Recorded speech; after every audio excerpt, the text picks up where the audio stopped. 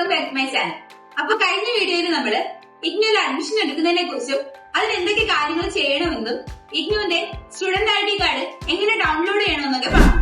അപ്പോ അതുപോലെ പ്രധാനപ്പെട്ട മറ്റൊരു കാര്യമാണ് ഇഗ്നു പ്രോജക്റ്റ്. അപ്പൊ ഇന്നത്തെ വീഡിയോയിൽ നമ്മൾ പറയുന്നത് എങ്ങനെയാണ് ഇഗ്നു പ്രോജക്റ്റുകൾ ചെയ്യുന്നതെന്നും അത് ചെയ്യുമ്പോൾ എന്തൊക്കെ ശ്രദ്ധിക്കണമെന്നും സിനോപ്സിസ് നൽകാൻ എന്താണെന്നും. ഇഗ്നു പ്രോജക്റ്റ് എന്ന് കേൾക്കുമ്പോൾ പല സ്റ്റുഡൻസിനും അതിനെക്കുറിച്ച് ധാരണ ഇല്ലാത്തതുകൊണ്ട് തന്നെ ഒരു പേടിയും ടെൻഷനും ഒക്കെ ഉണ്ടാവാറുണ്ട്. എന്താണ് പ്രോജക്റ്റ്, ആരാണ് ചെയ്യേണ്ടത്, എങ്ങനെയാണ് തുടങ്ങേണ്ടത്, ഒരു ഗൈഡിന്റെ ആവശ്യമുണ്ടോ എന്നിങ്ങനെ തുടങ്ങി പല സംശയങ്ങളും ഉണ്ടാവാറുണ്ട്. അപ്പൊ ഇന്നത്തെ ഈ വീഡിയോ നമ്മൾ പറയുന്നത് ഇഗ്നു പ്രോജക്റ്റിനെ കുറിച്ചാണ്. അതുകൊണ്ട് തന്നെ എല്ലാവരും ഈ വീഡിയോ മുഴുവനായിട്ട് കാണുക, എന്നാൽ മാത്രമേ നിങ്ങൾക്ക് കൃത്യമായ അറിവ് കിട്ടുകയുള്ളൂ. എന്താണ് പ്രോജക്റ്റ്? ആദ്യം നിങ്ങൾ മനസ്സിലാക്കേണ്ട ഒരു കാര്യം, പ്രൊജക്ട് എന്ന് പറയുന്നത് വെറും ഒരു അസൈൻമെന്റ് അല്ല. പ്രൊജക്ട് എന്ന് പറയുന്നത് ഒരു റിസർച്ച് വർക്കാണ്. നിങ്ങൾ പഠിക്കുന്ന സബ്ജക്റ്റിനെ അടിസ്ഥാനമാക്കി ഒരു ടോപ്പിക് തിരഞ്ഞെടുക്കുകയും അതിനെക്കുറിച്ച് വിവരങ്ങൾ ശേഖരിക്കുകയും അനാലിസിസ് നടത്തി അതിന്റെ ഒരു റിപ്പോർട്ട് തയ്യാറാക്കുകയും ചെയ്യുന്നതാണ്.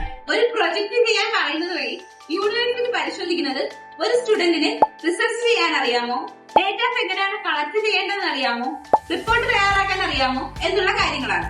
അപ്പോ എന്താണ് പ്രോജക്ട് എന്നുള്ളതിനെ പറ്റി ഒരു ധാരണ കിട്ടി. ഇനി അറിയാനുള്ളത് ആരൊക്കെയാണ് ഈ പ്രൊജക്ട് ചെയ്യേണ്ടതെന്നാണ്. ഇഗ്നുവിലെ എല്ലാ സോഴ്സുകളിലും പ്രൊജക്ട് ചെയ്യേണ്ട ആവശ്യം വരുന്നില്ല. അതിൽ ചിലതാണ് ചില ഡിപ്ലോമ കോഴ്സുകൾ. എന്നാൽ ചില കോഴ്സുകളിൽ നിർബന്ധമായിട്ടും project ചെയ്തിരിക്കേണ്ടതുണ്ട്. MBA, MCom, MSc, NCA, BCA, MSW, MAPC എന്നിവ അതിൽ ചില കോഴ്സുകളാണ്. അതുകൊണ്ട് തന്നെ ആദ്യം തന്നെ നിങ്ങളുടെ പ്രോഗ്രാം ഗൈഡ് നോക്കിയിട്ട് അതിൽ പ്രോജക്റ്റ് ഉണ്ടോ എന്ന് ഉറപ്പുവരുത്തുക. ഇനി പ്രൊജക്ട് ചെയ്യുന്നതിന് മുമ്പ് എല്ലാ സ്റ്റുഡൻസും അറിഞ്ഞിരിക്കേണ്ട കുറച്ച് കാര്യങ്ങളുണ്ട്. ആദ്യം ചെയ്യേണ്ടത് പ്രോഗ്രാം ഗൈഡ് ഡൗൺലോഡ് ചെയ്യാം. അതിനുശേഷം പ്രൊജക്ട് മാനുവൽ നന്നായിട്ട് വായിച്ചിരിക്കാം. പ്രൊജക്ടിന്റെ കോഡ് ഏതാണെന്ന് അറിയുക. അത് കഴിഞ്ഞ് പ്രോജക്റ്റ് നമുക്ക് സബ്മിറ്റ് ചെയ്യാനുള്ള ലാസ്റ്റ് ഡേറ്റ് ഏതാണെന്നും അറിഞ്ഞിരിക്കാം. ഇതിനുശേഷം മാത്രമേ നമ്മൾ ഒരു ടോപ്പിക് സെലക്ട് ചെയ്യാവൂ. അല്ലാതെ ആദ്യമേ കയറി ഒരിക്കലും ഒരു ടോപ്പിക് നമ്മൾ സെലക്ട് ചെയ്യരുത്. ഇനി എങ്ങനെ നല്ലൊരു ടോപ്പിക് കണ്ടുപിടിക്കുക എന്നുള്ളതാണ്. നല്ലൊരു ടോപ്പിക് കണ്ടുപിടിക്കുക എന്നത് നമ്മളിൽ എല്ലാവരിലും കൺഫ്യൂഷൻ ഉണ്ടാക്കുന്ന ഒരു കാര്യം തന്നെയാണ്. അതുകൊണ്ട് തന്നെ നിങ്ങളൊരു ടോപ്പിക് സെലക്ട് ചെയ്യുമ്പോൾ ആ ടോപ്പിക് നിങ്ങളെടുത്ത സബ്ജക്റ്റുമായിട്ട് കണക്ട് ചെയ്തിട്ടുള്ളതായിരിക്കണം.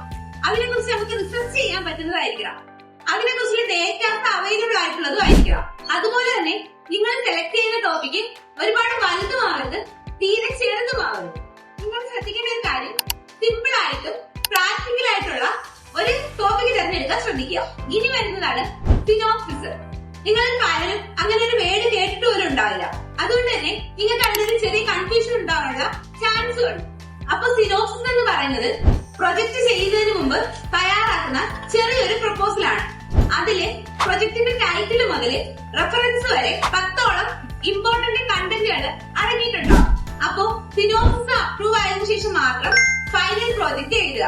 അതെങ്ങനെയെന്ന് വെച്ചാല്, സിനോപ്സിസ് അപ്രൂവ് ആയതിനു ശേഷം നിങ്ങൾ നിങ്ങളുടെ ടോപ്പിക്കുമായിട്ട് ബേസ് ചെയ്തിട്ടുള്ള റിസർച്ച് ചെയ്യുക, ഡേറ്റ കളക്ട് ചെയ്യുക, അനാലിസിസ് ചെയ്യുക, ടേബിൾ, ചാർട്ട് എന്നിവ തയ്യാറാക്കാം. നിങ്ങൾ പ്രത്യേകം ശ്രദ്ധിക്കേണ്ട ഒരു കാര്യം, ഫൈനൽ റിപ്പോർട്ട് എഴുതുന്ന സമയത്ത് യൂണിവേഴ്സിറ്റി ഫോർമാറ്റ് കൃത്യമായിട്ട് പാലിക്കുക. അതിനുശേഷം മാത്രം പ്രോജക്ട് റിപ്പോർട്ട് തയ്യാറാക്കാം. പ്രോജക്ട് റിപ്പോർട്ട് തയ്യാറാക്കുമ്പോൾ നിങ്ങൾ ശ്രദ്ധിക്കേണ്ട ഒരു കാര്യമാണ് യൂണിവേഴ്സിറ്റി ഫോർമാറ്റ്. യൂണിവേഴ്സിറ്റി പറഞ്ഞിട്ടുള്ള ഫോർമാറ്റിൽ തന്നെ ആയിരിക്കണം നിങ്ങൾ പ്രോജക്ട് റിപ്പോർട്ട് തയ്യാറാക്കേണ്ടത്. ഇനി ലാസ്റ്റ് വരുന്നതാണ് പ്രോജക്ട് സബ്മിഷൻ. അപ്പോ നിങ്ങളുടെ പ്രോഗ്രാം ഓൺലൈൻ ആണോ ഓഫ്ലൈൻ ആണോ എന്ന് നോക്കി അതാണ് രീതിയിൽ നിങ്ങളുടെ പ്രോജക്റ്റ് നിങ്ങൾ സബ്മിറ്റ് ചെയ്യാം.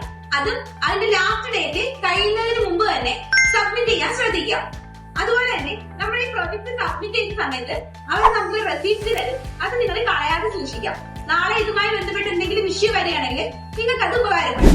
അതുപോലെ തന്നെ കൂടെ നിങ്ങളുടെ സ്റ്റാറ്റസ് നിങ്ങൾ ചെക്ക് ചെയ്ത് നോക്കുക. ഇപ്പൊ നിങ്ങൾക്ക് എല്ലാവർക്കും പ്രോജക്ട് എന്താണെന്നും അതെങ്ങനെ ചെയ്യണമെന്നൊക്കെയുള്ള ഒരു ധാരണ കിട്ടിയെന്ന് വിശ്വസിക്കുന്നു.